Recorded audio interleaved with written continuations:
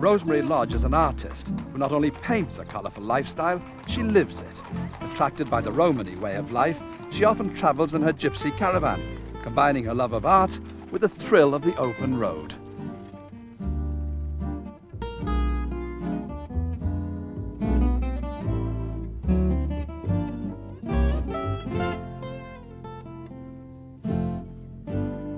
I always wanted a gypsy caravan, as long as I can remember, and to set off with the horse.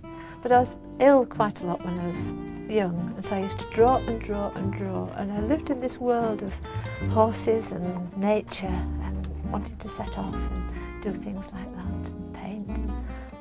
It can be coming up to 5 at primary school. And you know, when you first go, you can draw pictures, you can play with the clay, and it's wonderful.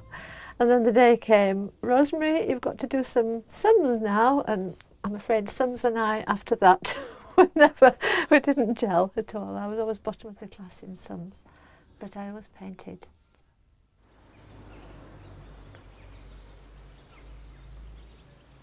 Can you remember how you discovered your own style, so to speak? It just developed, I think.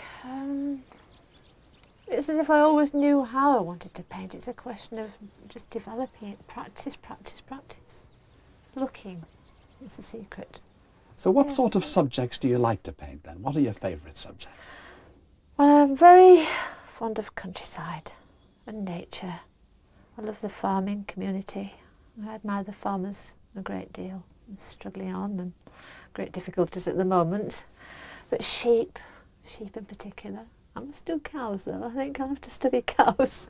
Horses and the travellers, you know, the gypsies, with the wonderful colours of the wagons, and just generally, you know, the outside life. I go and stand in a snowdrift sometimes. I've been known to do that before now.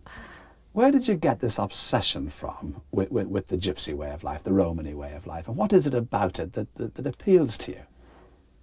Probably because of my interest in horses, I think. And it's just another way of using them. Yes, and being outside, setting off, and all being together, really. You all go along the road and staying in one place and then moving on. And, I mean, they have a way of life within our way of life. It's quite secretive, really. Their values are the old-fashioned values, generally. Most of them very family-orientated. You know, they look after their old folks.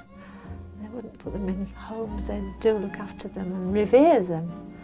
And that's something nowadays, isn't it?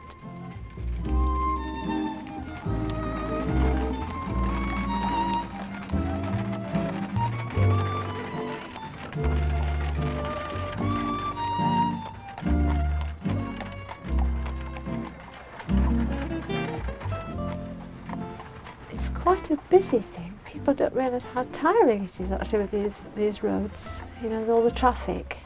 But it is lovely, you stop, and it's very peaceful. Time stands still. It's wonderful. You've time to think. How do the two activities of yours complement each other, Rosemary? Do they complement each other? Oh yes, they do. Yes, very well. And of course, you know, I paint other pictures too. I've got this just done the commission of Beela Viaduct, which is quite a different painting for me. 2 engines, steam engines going over the viaduct, which was pulled down, was it 63, I think? And that lovely scene of the auction mart, where's that? Oh, that's in Skipton. Now that's where Morrison's stands now. That was the old auction market.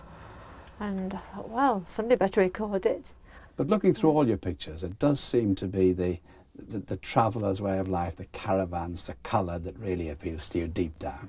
Yes, yes. And as I say, the sheep and all this. I was very interested in sheep. I did a whole series of sheep paintings, you know, trying to do the sheep year. I love the dales. And they're so varied.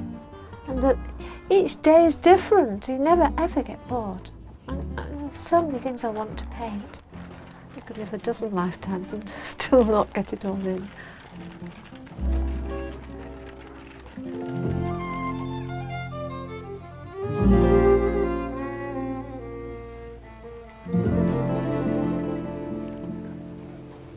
The Dales have seen some of the most daunting feats of civil engineering ever tackled, and in the windswept hills above Nidderdale stands a monument to one of the most impressive of them.